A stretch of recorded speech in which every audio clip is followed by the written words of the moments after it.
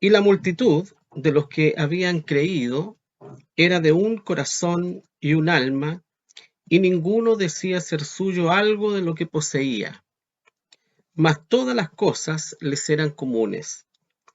Y los apóstoles daban testimonio de la resurrección del Señor Jesús con gran esfuerzo, y gran gracia era en todos ellos, que ningún necesitado había entre ellos, porque todos los que poseían heredades o casas, vendiéndolas, traían el precio de lo vendido y lo ponían a los pies de los apóstoles, y era repartido a cada uno según que había menester. Oremos. Bendito Dios y Padre Celestial, estamos en tu presencia, Señor, para rogarte que en este momento, en la meditación de tu palabra, seas tú quien nos dirija, de tal modo, Señor, que podamos encontrar en tu palabra fortaleza para nuestro espíritu, para que podamos encontrar guía, Señor, para nuestra vida. Ayúdanos, Señor, siempre, habla a nuestro corazón a través de ella, y permite que tu palabra sea un río de agua viva, Señor, que fluya en nuestro corazón. Que tu Espíritu Santo, Padre Celestial, pueda bendecirnos, Señor, con la lectura y la meditación de ella. Mi Dios, te rogamos y te pedimos esto en el nombre de Jesús, nuestro Salvador. Amén.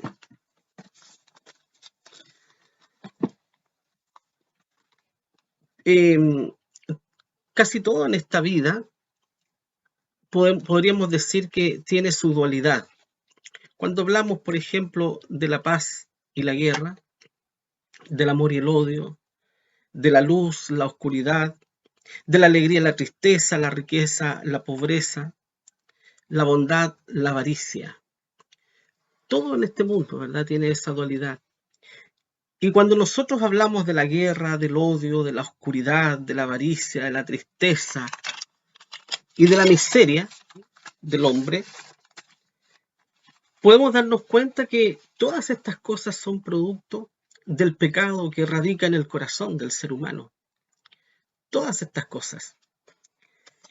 Y con respecto a lo que voy a referirme hoy día, debemos recordar algo, que los pobres también son de especial cuidado de Dios. Dios tiene un especial cuidado de los pobres. Y no me refiero a los pobres de espíritu, a los cuales se refiere el Señor, ¿verdad?, ahí en el Sermón del Monte, en las Bienaventuranzas. Me refiero a aquellos pobres que carecen de las necesidades básicas para la vida. A ellos me refiero. Ellos son también un especial cuidado de parte de Dios. No debemos perder de vista esto. Lo que nunca el hombre ni ningún gobierno jamás ha logrado es erradicar la pobreza de la sociedad, ni aun los países más ricos o desarrollados. Los gobiernos se esmeran creando sistemas políticos, planes complejos de ayuda a los más necesitados, pero siempre pareciera que son esfuerzos vanos o que esos esfuerzos son insuficientes para paliar la pobreza que existe en todos los países, mayormente en nuestros países. Nuestros países, como el nuestro, por ejemplo, que es un país en vías de desarrollo. ¿Cuánta pobreza hay en nuestro país? El sistema económico imperante en gran parte del mundo occidental hace que los ricos sean más ricos y a veces los pobres sean más pobres. Pero fíjense, mis hermanos, que nuestro Señor Jesucristo, que conoce el corazón del hombre, dijo lo siguiente: porque siempre tendréis pobres con vosotros. Fueron palabras de nuestro Señor Jesucristo. Por lo tanto, podríamos decir que ningún esfuerzo hecho por los gobiernos o por el ser humano o por las distintas sociedades será suficiente para erradicar la pobreza. Siempre habrá pobres en el mundo. Nunca dejarán de existir los pobres. Eso quiso decir el Señor. Y esto exclusivamente principalmente es por causa de la avaricia del ser humano, de querer tener cada vez más y sin importar los demás. Eso es parte de la avaricia, del pecado, ¿no es cierto?, que hay en el corazón del ser humano.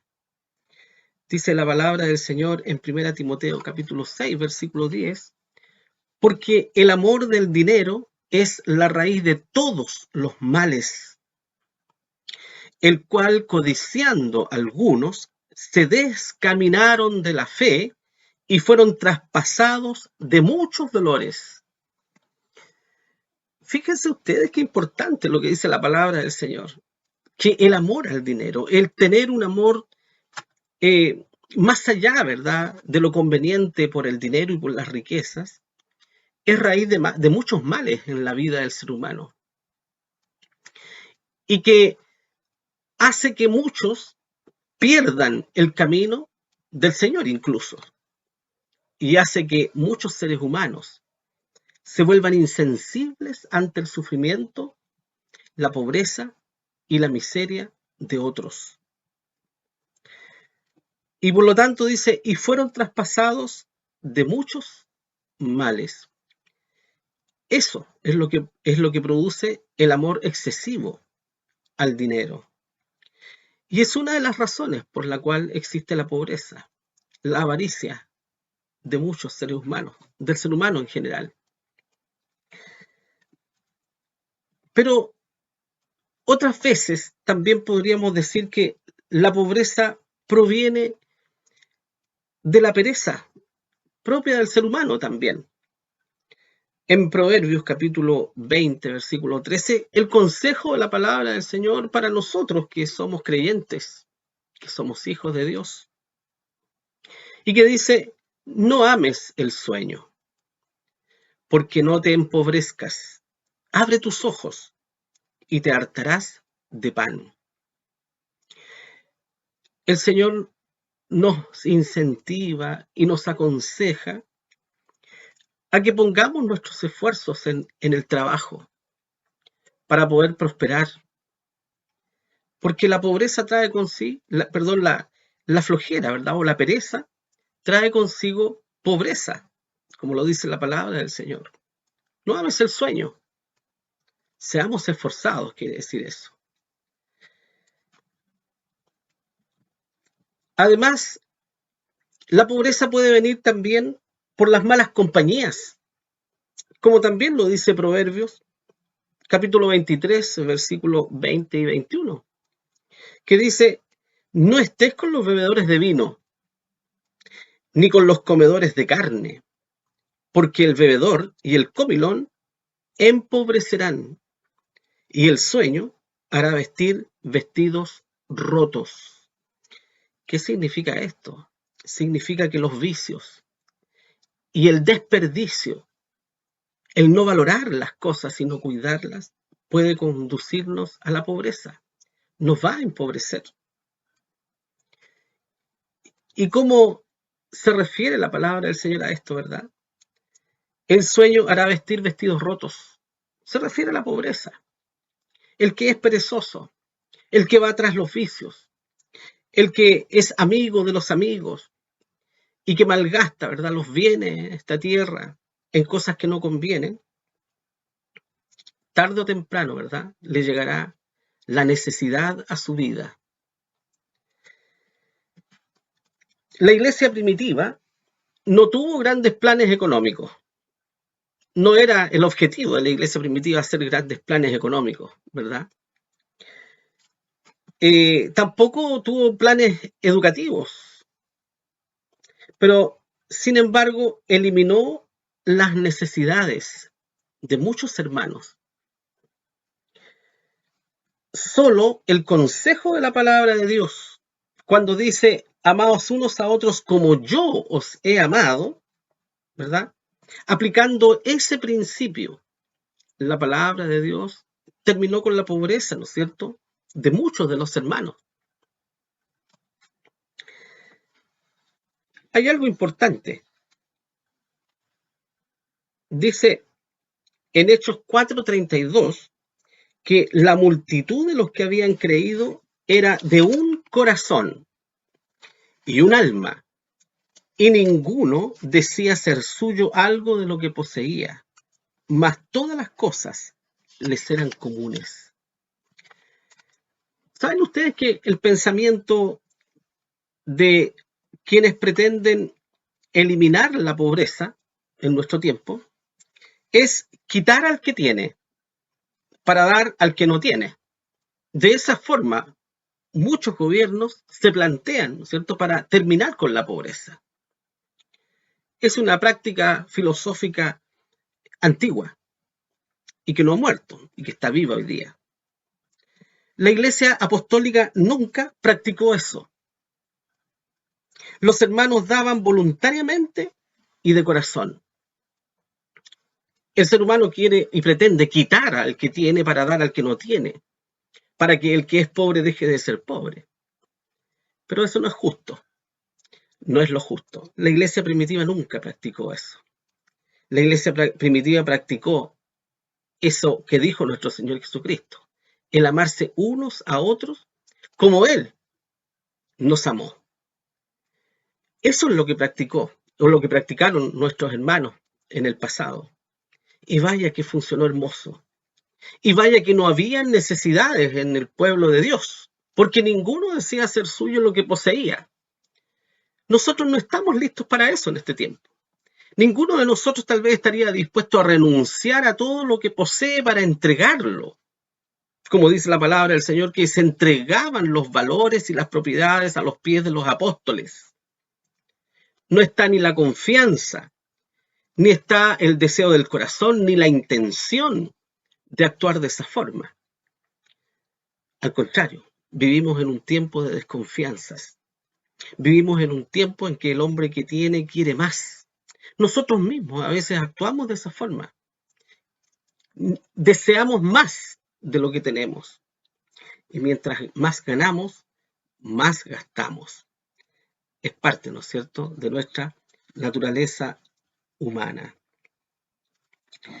Solo un corazón rendido a Dios es capaz de despojarse del beneficio propio para dar sin esperar recompensa alguna. Un corazón rendido al Señor, pero completamente es capaz de hacer eso. El corazón humano es incapaz de obrar de esa forma, por sí mismo. Para obrar de esta forma es necesaria la obra del Espíritu Santo en el corazón y en la conciencia y en la vida plena de cada individuo. Si eso no ocurre, jamás estaremos ninguno de nosotros dispuestos a dejar de lado nuestro propio beneficio por el del prójimo. En la iglesia primitiva, lejos estaba la desconfianza por el manejo del dinero. No había desconfianza por el manejo del dinero. Los hermanos vendían las propiedades y lo ponían a los pies de los apóstoles. No había desconfianza en cómo se conducía o en qué se gastaba el dinero. Había una confianza plena. No es posible eso en nuestro tiempo, debido a las situaciones, ¿no es cierto?, que nosotros vivimos, debido a que el corazón nuestro, aún de muchos de nosotros, los creyentes, está permeado por la avaricia tal vez, y por la desconfianza con los hermanos, y por la odiosidad además también que hay los unos con los otros muchas veces.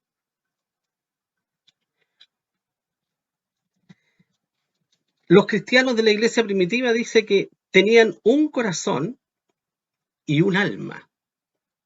Así lo dice, ¿no es cierto?, la palabra del Señor.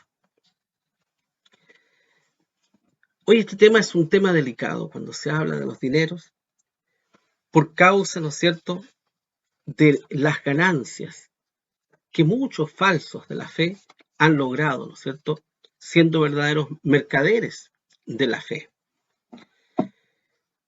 Y la palabra de Dios nos pone un ejemplo, aquí un poco más abajo de los versículos que acabamos de leer, y nos habla de un hombre de Dios llamado Bernabé, diciendo aquí que este Bernabé tenía una heredad y que la vendió y trajo el precio, ¿verdad? Y lo puso a los pies de los apóstoles. ¿Quién de nosotros sería capaz de hacer eso hoy día? ¿Verdad que difícil?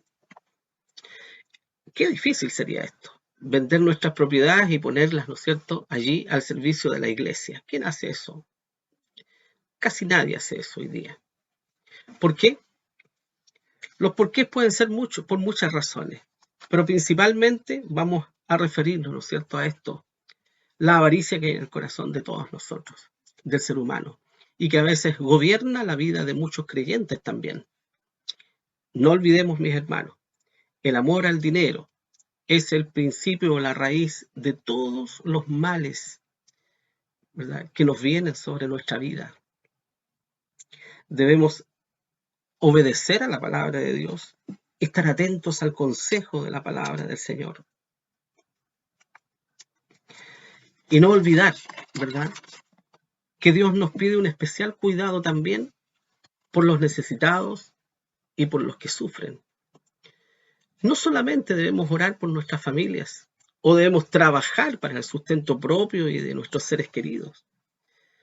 Dios nos permite, ¿verdad?, tener trabajos, tener un sueldo, tener un pasar para también compartir con los que no tienen. Es un llamado de la palabra del Señor a nosotros, los que somos creyentes. Tenemos un trabajo principal, que es ir y predicar el Evangelio a toda criatura, que es lo más importante, porque la palabra de Dios es la que va a hacer salva las almas. Pero también Dios nos llama a preocuparnos de los necesitados, de los que sufren, de los que lloran.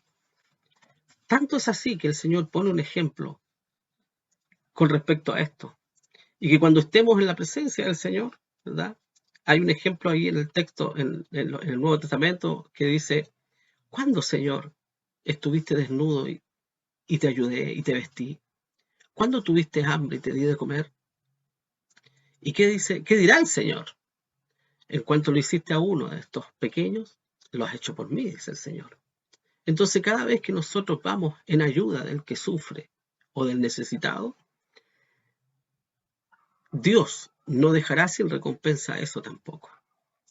Entonces, debemos manifestar en nuestro corazón la bondad y debemos erradicar la avaricia de nuestras vidas. De esa forma también servimos a Dios, de esa forma también agradamos al Señor. Cuando nos preocupamos de aquellos que padecen y de aquellos que sufren.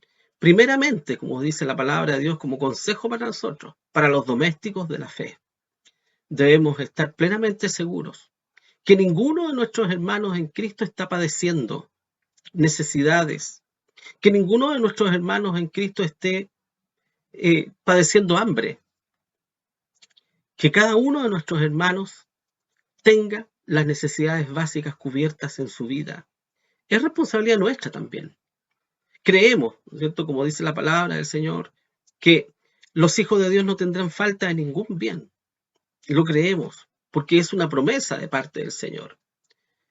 Pero Dios también quiere utilizarnos a nosotros para ir en ayuda a nuestros hermanos, primeramente, que padecen necesidades. Pero también no olvidarnos que en este mundo hay muchos que sufren, y hay muchos que sufren necesidades, y que necesitan la palabra de Dios, y que necesitan el Evangelio para salvar sus almas, que es lo principal. Pero también hay muchos que necesitan, ¿verdad?, el sustento. Y no nos olvidemos de eso también. Y esto no es predicar un evangelio social, ¿verdad? Es acordarse de los consejos de la palabra del Señor también. Ayudamos porque el amor de Dios ha sido derramado en nuestros corazones. No ayudamos para ser salvos. No hacemos obras para que Dios nos salve. Hacemos obras y ayudamos por gratitud en nuestro corazón a nuestro Dios, por lo que Él ha hecho en nosotros. Y por lo tanto, ¿verdad?, tratamos y vamos en ayuda siempre de los necesitados. Es el ejemplo de la palabra de Dios y el ejemplo que nos dejó o que nos dejaron los hermanos, ¿verdad?, de la iglesia apostólica. Cómo actuaban, qué maravillosa la comunión que tenían nuestros hermanos. Qué maravilloso cómo vivían, ¿no es cierto?, en comunidad, teniendo las cosas en común. Qué maravilloso sería que eso pudiera suceder en nuestro tiempo, ¿verdad? Pero los cristianos de la Iglesia Apostólica tuvieron el privilegio de experimentar esa forma de vida, ¿no es cierto?, entre creyentes y entre hijos de Dios. Ejemplo nos ha dejado el Señor a cada uno de nosotros para que lo sigamos. Así que no olvidemos, hermanos, entonces, que todas estas cosas, la pobreza, ¿no es cierto?, principalmente, llena este mundo primeramente por causa del pecado del corazón de los seres humanos, por la avaricia. Llena en otras oportunidades también por la pereza también. Así que a todos, nuestros jóvenes principalmente, a nuestros niños debemos enseñarles a que sean esforzados, a que glorifiquen el nombre del Señor, siendo esforzados en sus distintas labores y quehaceres. Y Dios les prosperará. Dios siempre prosperará el trabajo. Dios nunca va a avalar la pereza ni la flojera. Así que el llamado del Señor, ¿verdad?, es que seamos esforzados en todo cuanto nosotros emprendamos y hagamos, que nuestro Dios será con nosotros para bendecir y para multiplicar la obra de nuestras manos. Oremos. Padre Celestial, gracias te damos, Señor, en este momento, porque aún, Señor, en estas cosas domésticas, tu palabra, Señor, nos aconseja, y tu palabra, Señor, nos trae luz para que nosotros podamos vivir conforme a tu voluntad. ¿Cómo quieres tú que vivamos, Señor? ¿Cómo quieres tú que seamos en esta tierra? Que seamos ejemplos, Señor, de otros, en nuestro trabajo, en los estudios, donde cada uno se desempeña en su labor.